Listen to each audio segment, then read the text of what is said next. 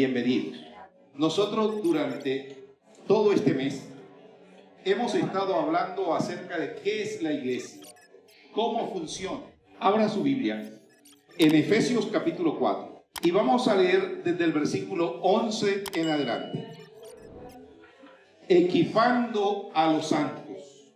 Efesios capítulo 4, del versículo 11 en adelante. Dice así: y él mismo constituyó a unos apóstoles, a otros profetas, a otros evangelistas, a otros pastores y maestros, a fin de perfeccionar a los santos para la obra del ministerio, para la edificación del cuerpo de Cristo, hasta que todos lleguemos a la unidad de la fe y del conocimiento del Hijo de Dios, a un varón perfecto, a la medida de la estatura de la plenitud de Cristo, y para que ya no seamos niños fluctuantes, llevados por doquiera de todo viento de doctrina, por estratagema de hombres, que para engañar emplean con astucia las artimañas del error, sino que siguiendo la verdad en amor, crezcamos en todo, en aquel que es la cabeza, esto es Cristo. ¿Verdad? Verso 16. Y de quien todo el cuerpo, bien concertado y unido entre sí, por todas las coyunturas que se ayudan mutuamente, según la actividad propia de cada miembro, recibe su crecimiento para ir edificándose en amor. Hermanos, vivimos en una cultura que premia el individualismo, exalta la individualidad y el protagonismo.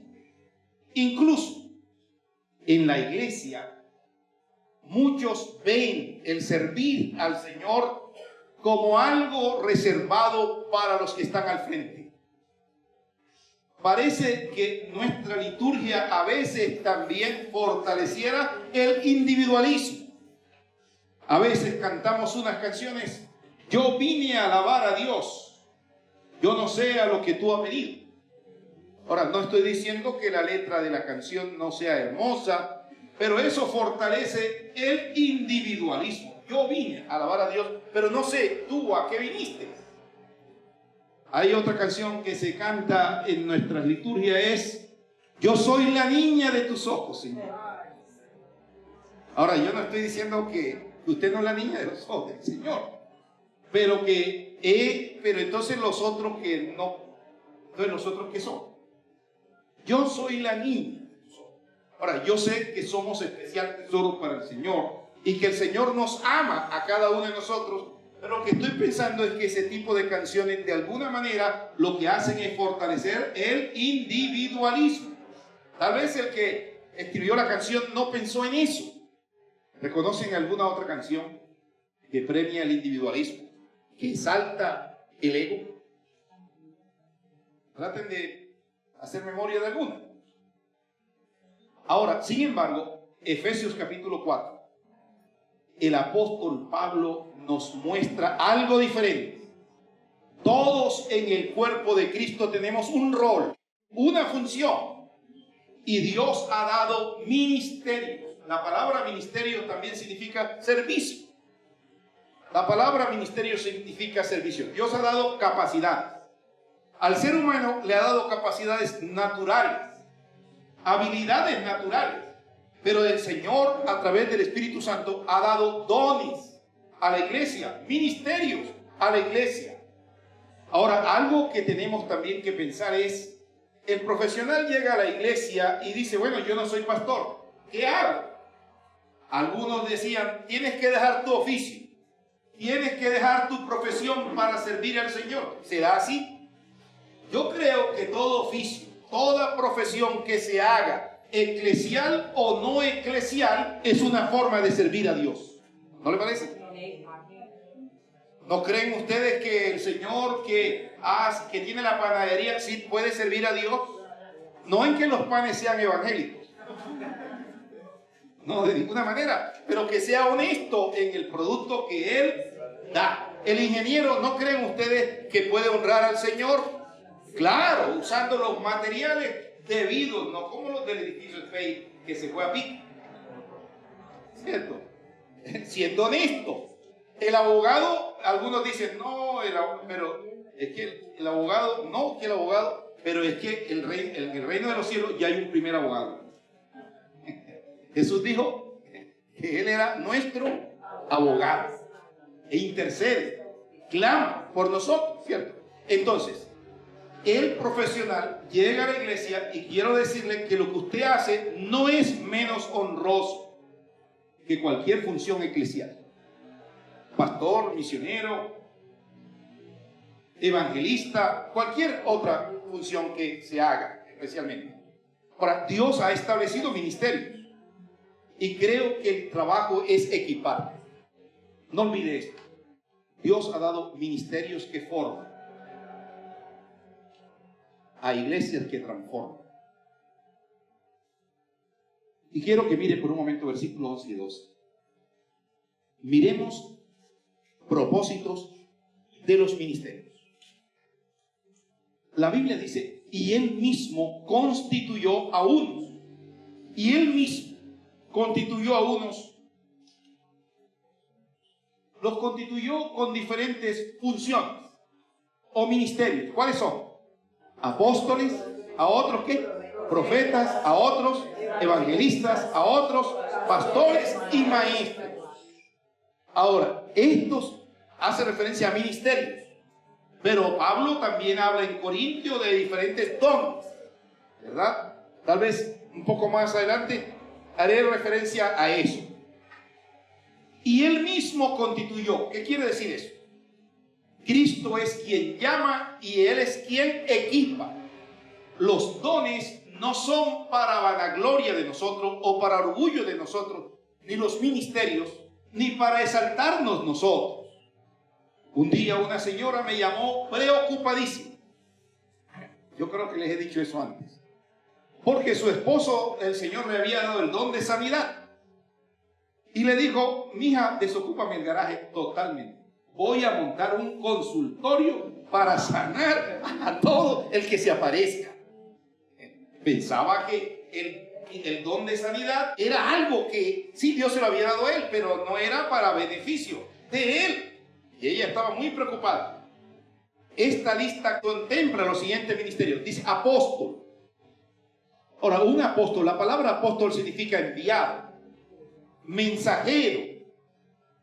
Pudiéramos pensar en el apóstol hoy día como el misionero, que son pioneros en campos misioneros. Es una responsabilidad otorgada por una autorización. Y eran las personas que ponían los cimientos fundamentales de la iglesia. Los apóstoles formularon las primeras doctrinas de la iglesia. ¿De qué apóstoles se acuerdan en el Nuevo Testamento? Pablo, ¿qué más? Pedro, Juan, ¿verdad? Apóstoles. Fueron hombres también, hombres llamados por el Señor para poner los cimientos de la iglesia, las doctrinas. Pero los apóstoles también velaban por las iglesias. Por ejemplo, el apóstol Pablo velaba por una sana doctrina y comunión en la iglesia de Corinto.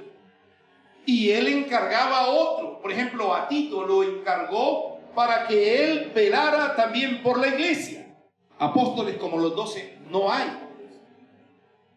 Ahora, pastor, pero en este tiempo no hay apóstoles que cumplan la labor como misioneros. Sí, en ese sentido sí. Pero como los 12 no. ¿Por qué? Como los 12 no. Porque en el libro de los Hechos dice que eran hombres que fuesen testigos del ministerio y la vida del Señor Jesucristo. ¿Como eso hay o no hay?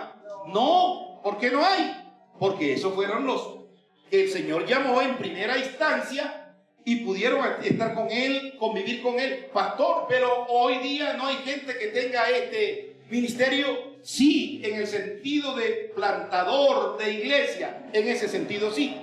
Pero también habla de profetas. ¿Quiénes son los profetas? Personas encargados de anunciar el mensaje. ¿Hoy día hay profetas o no hay profetas? Sí, sí hay. ¿En qué sentido? Los profetas también son los que de alguna manera ponen a disposición el consejo que Dios ha dado a través de su palabra. Ahora, el don de profecía tiene el propósito de consolar, edificar y exhortar. Entonces, sí hay hombres y mujeres que tienen ese don. Son los encargados de anunciar el mensaje, mostrar su relevancia en circunstancias específicas. Creo que el tema es que hoy día hay que tener cuidado. Hay que tener cuidado porque hay gente que dice hablar en nombre de Dios, pero no es Dios quien les mandó. Así como hay buenos profetas, también hay falsos profetas. La Biblia también habla de evangelistas. Son los encargados de la proclamación del evangelio, predicadores de las buenas nuevas de salvación. Y habla de pastor y maestro. Note que hay una conjunción, pastor y maestro. Entonces la idea aquí es que el pastor y maestro son los que se encargan de cuidar y alimentar. El pastor y maestro es una misma persona que cumple la función de alimentar y cuidar del rebaño.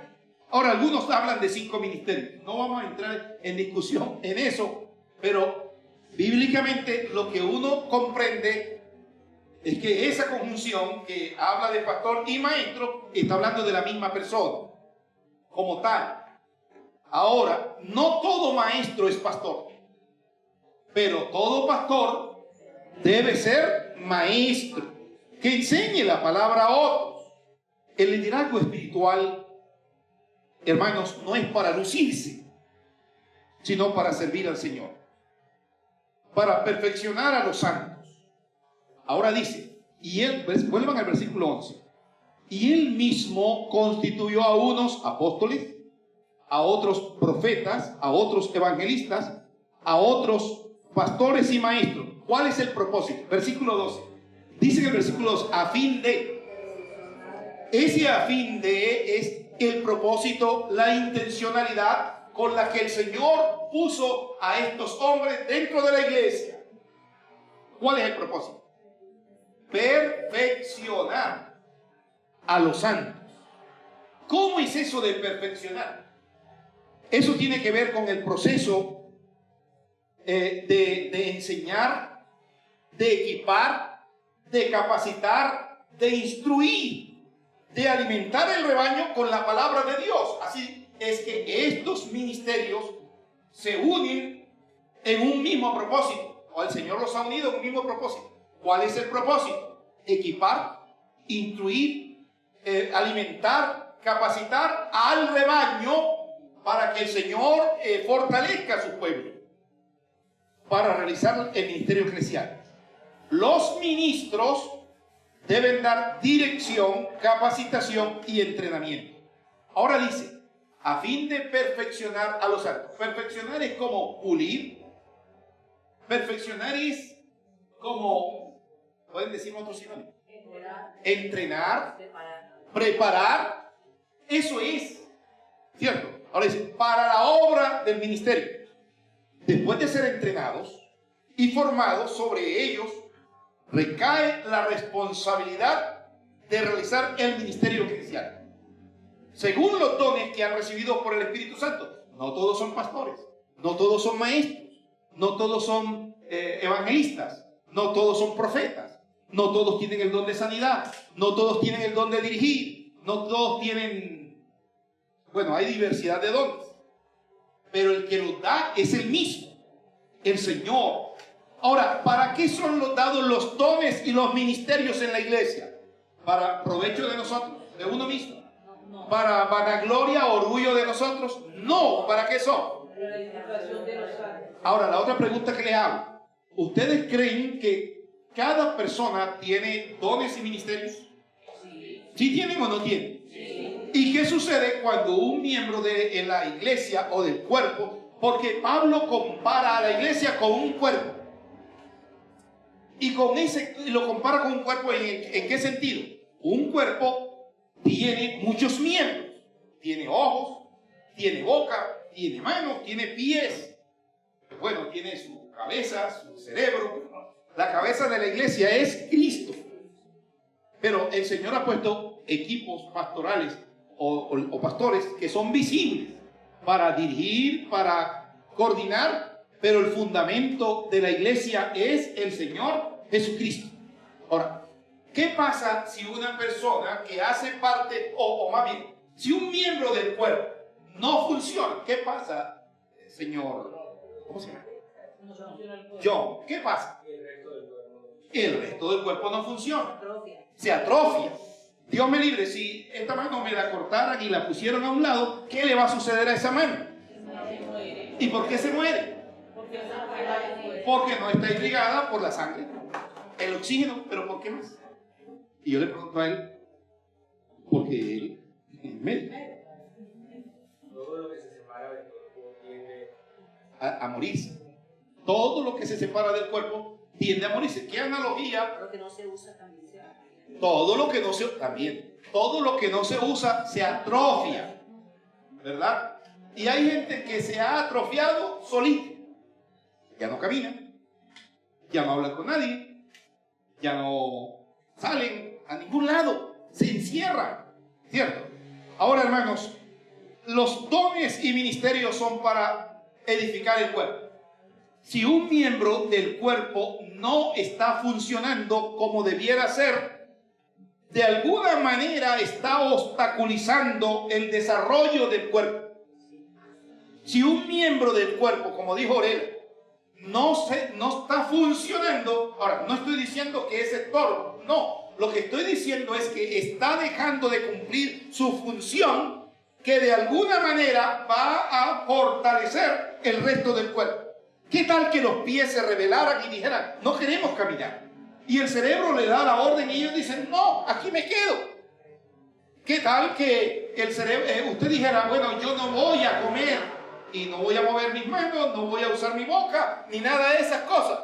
Usted se va a atrofiar y va a impedir el desarrollo del resto del cuerpo. Ahora dice el versículo 11, y él mismo constituyó a unos apóstoles, a otros profetas, a otros evangelistas, a fin de perfeccionar a los santos. ¿Quiénes son los santos? Los escogidos del Señor, cada uno de ustedes, para la obra del ministerio. Pero no solo para eso, ¿para qué más? Para la edificación del cuerpo de Cristo. Ahora bien, el fundamento de la edificación es Cristo. Lo que se ubica sobre ese fundamento no debe ser otra cosa que la sana doctrina, basada en la palabra de Dios. El fundamento de la iglesia es Cristo. Esta iglesia está fundamentada sobre el Señor. Y ninguno de nosotros debe robarle la gloria al Señor. Es Él. Ahora, en segundo lugar, miren el versículo 13. ¿Cuál es el objetivo, los objetivos de la congregación? Y dice el versículo 13, hasta que todos lleguemos a la unidad de la fe y del conocimiento del Hijo de Dios, a un varón perfecto, a la medida de la estatura de la plenitud de Cristo. Vamos por partes. Hasta que todos lleguemos a la unidad de la fe y al conocimiento ¿de qué? Del Hijo de Dios. Aquí hay una meta clara. Hay una meta clara. ¿Cuál es la meta? Unidad en la fe. ¿Qué más? En el conocimiento profundo ¿de quién? De Cristo. Esta unidad no es uniformidad, porque todos somos distintos. Todos somos diferentes. En la manera de pensar, en la manera de hablar, aún en cuanto a cultura, somos distintos. Un ojo no es igual a otro ojo. Una mano no es igual a otra, a pesar de estar en el mismo cuerpo. Ahora dice, esta unidad no es uniformidad, sino madurez en la medida que crecemos. La iglesia se edifica para propiciar la unidad en dos sentidos: en el sentido de la fe y del conocimiento del Señor. Miren lo que dice el versículo 13: hasta que todos lleguemos a la unidad, ahora, a la unidad de que de la fe y del conocimiento del Hijo de Dios. Esto de la unidad de la fe tiene que ver con Jesús. En Efesios también dice: un Señor, un solo Dios, un solo Señor y una sola fe. Y aún un solo bautizo, ¿verdad? El crecimiento no es solo individual, sino colectivo. ¿Cómo podemos crecer como iglesia?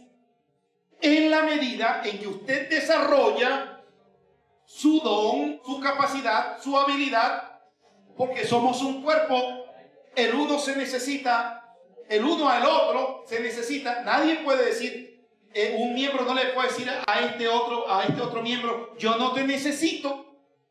Pero a veces vivimos como si no necesitáramos a los demás, así como un edificio que se eleva piso tras piso hasta completar su altura. La iglesia, el propósito de la iglesia es parecernos cada día más y más al Señor Jesucristo. Porque dice en el versículo 13, a la medida de la estatura de la plenitud de Cristo. O sea, la vida cristiana es un proceso. Vamos creciendo. Hay personas jóvenes que son aún más maduras que las personas adultas. Hay niños que son niños, pero son maduros en su manera de pensar. Ahora, yo creo que la madurez se va desarrollando también en la medida que vamos creciendo. Y también en la cultura, con quién te levantas, con quién no te levantas. Eso te ayuda a crecer. Pero uno encuentra que en la iglesia también hay niños con bigote. Gente que lleva años en el evangelio. O dice, yo conozco al Señor, pero su vida sigue igual. Su vida no cambia. Su vida... Pablo dijo que él, cuando era niño, pensaba como niño. Hablaba como niño. ¿Qué más? Y tal vez entendía las cosas como niño. Pero en la medida que va creciendo, uno debe madurar. Su manera de pensar, se refleja en su manera de hablar y en la manera de vivir. Por algo mi papá, cuando yo le pedía algo que no estaba en sus capacidades, me decía, cuando seas grande lo vas a entender. Y ahora lo he estado entendiendo. ¿Cierto? Ahora lo he estado entendiendo. Ahora, en el versículo 14 y versículo 15 nos habla de los males de la inmadurez. Versículo 14 y 15. Para que ya no seamos niños fluctuantes. O sea, esto viene como consecuencia de lo anterior. Debe haber un desarrollo en tu vida como cristiano, como persona, a nivel intelectual, en tu manera de hablar, en tu manera de pensar, todo esto, ¿cierto? Pero el verso 14, para que ya no seamos niños fluctuantes, llevados por doquiera de todo viento de doctrina, por estratagema de hombres que para engañar emplean con astucia las artimañas del error. Sino, eso cambia ahora el relato, que es siguiendo la verdad en amor, crezcamos en todo en aquel que es la cabeza, esto es Cristo. Dice, para que ya no seamos niños fluctuantes, llevados por doquiera de todo viento de doctrina. La falta de crecimiento trae varias consecuencias. En el versículo 14, una consecuencia es la inestabilidad. Niños fluctuantes. ¿Cómo entender eso de niños fluctuantes? Niños que no han desarrollado el don del habla, que son ingenuos, que son ciegos, que son débiles. Niños fluctuantes. O sea, niños que está comparando a los creyentes de esa manera. Como niños fluctuantes, llevados de cualquier viento de doctrina. O sea que no tienen raíz, no tienen fundamento. Cualquier situación los mueve. Niños fluctuantes, ingenuos. Bueno, también se puede pensar tontos de alguna manera. Que son fácil de manipulación espiritual. Son mecidos por cualquier viento de doctrina, por cualquier moda, por cualquier postura, por cualquier ideología que aparece. Los cristianos de todos los tiempos recibimos desafíos. Desafíos que les plantean las ideologías de sus días. Por lo tanto, la iglesia no debe contemporizar con ellas y ser llevado por el error o ser engañados. Un creyente debe tener madurez en su manera de pensar, porque cuando conocemos al Señor, como dice Romanos 12, 1 y 2, no os conforméis a este siglo, dice Pablo, os ruego por la misericordia de Dios, que presentéis vuestros cuerpos en sacrificio vivo, santo y agradable a Dios. No os conforméis a este siglo. Conformarse es adaptarse, moldearse, dejarse moldear de cualquier viento, de cualquier ideología, de cualquier tendencia. ¿Usted está creciendo en discernimiento? ¿Está firme en las verdades bíblicas? ¿Cómo uno puede llegar a estar firme en la verdad de Biblia? Estudiando la palabra del Señor. Aprovechando los espacios para poder crecer. Y uno necesita, para crecer, ¿qué necesita uno físicamente para crecer? Alimento. ¿Qué más? Un ambiente saludable. Descansar. ¿Qué más necesita uno para crecer como ser humano? ¿Qué más necesita? No. Relación con otros, porque uno crece en relación y Dios permite y te rodea de personas para que tú crezcas. Verso 16, crecer en Cristo. Ahora mira, él hace una comparación aquí, de quien todo el cuerpo, bien concertado y unido entre sí por todas las coyunturas que se ayudan mutuamente, ¿qué más? Según la actividad propia de cada miembro. La actividad propia de cada miembro. O sea que cada miembro debe estar en función. Recibe su crecimiento. ¿Cómo recibe el cuerpo de Cristo el crecimiento? Estando bien unido, pero no solamente eso, sino que cada uno pueda desarrollar su propia función. El crecimiento de la iglesia no depende solo del liderazgo, sino de cada miembro funcionando con amor. No todos tienen el mismo grado de madurez y uno no puede decirle al otro, no te necesito. Ahora, hay algo interesante, es que todos los seres humanos tenemos temperamentos diferentes, formas de trabajar diferentes. Y no solo tenemos temperamentos, sino que cada uno de nosotros tiene emociones también. Hay unos que son sanguíneos, otros son coléricos, otros son ¿qué? Flemáticos, melancólicos. Pero todos tenemos de todo.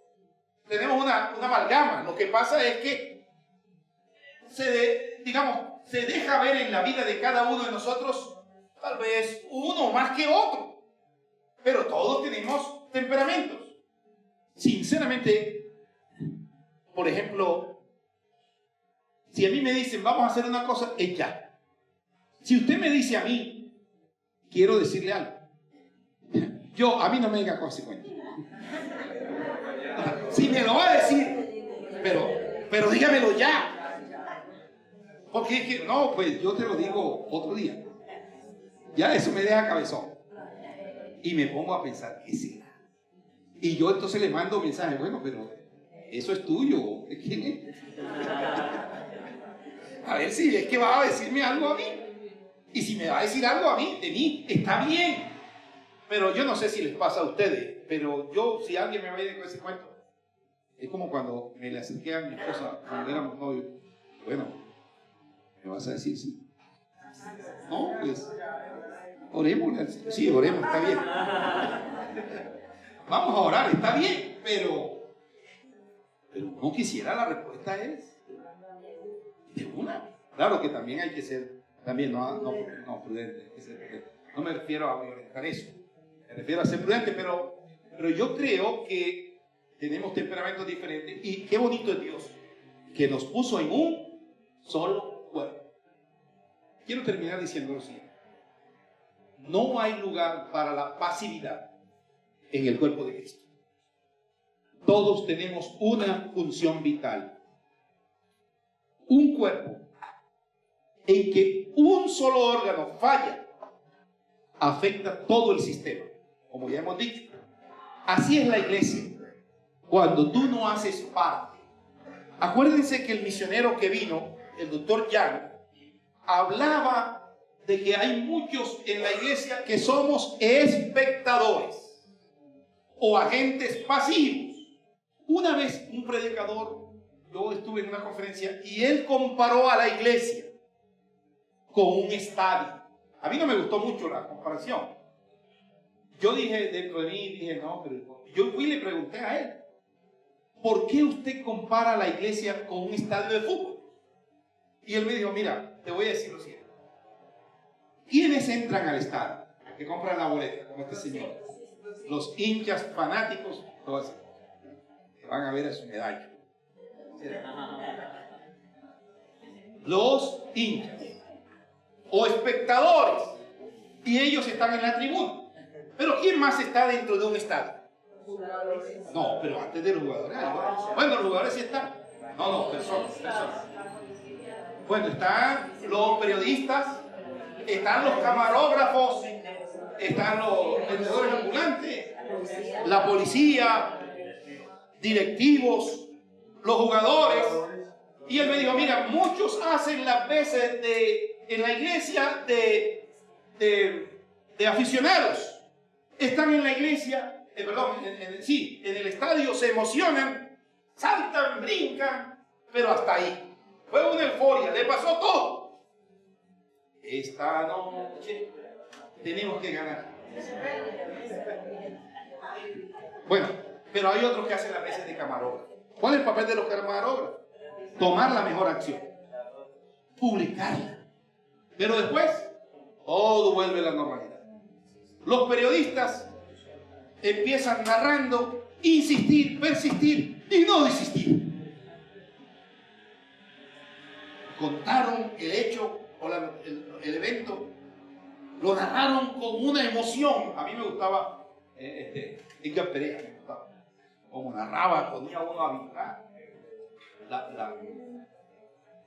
Esta señora que narra ciclismo también, la Goga, ¿cierto? A veces está en un solo lugar paradita y ella le está contando a uno el panorama. Isabel Orozco predicando, coge a uno del pueblo y lo trae, ¿cierto? Y uno se emociona, pero ya pasa eso. Y él me dijo, están los futbolistas.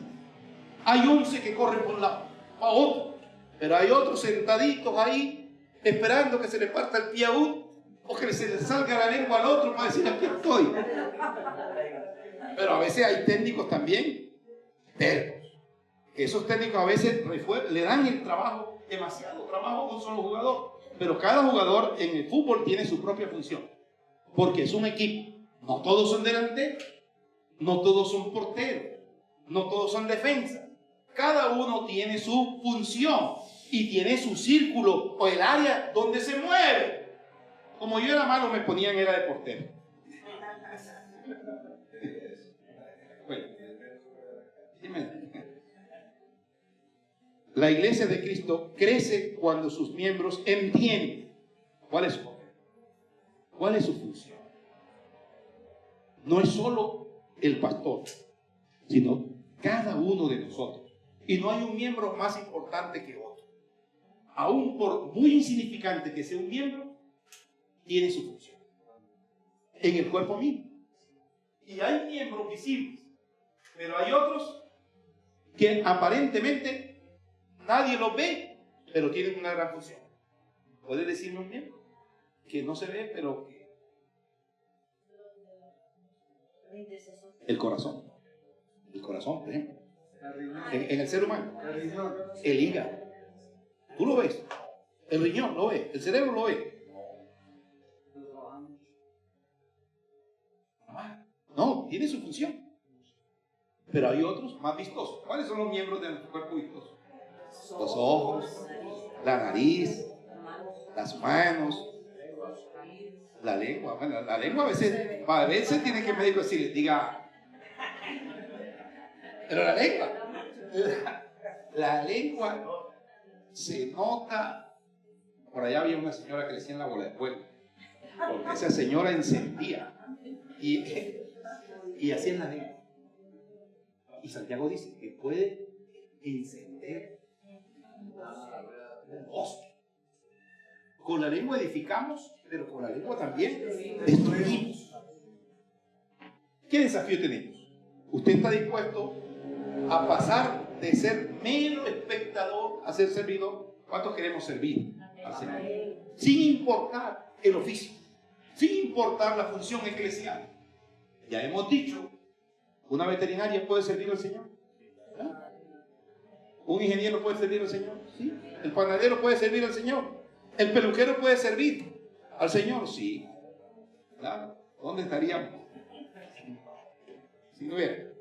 ¿Está usted dispuesto a servir en la función del cuerpo y no solo de ti mismo? No para beneficio propio, sino para exaltar al Señor. El Señor nos ayude en medio de todo esto. Ahora Haider tiene la contraparte.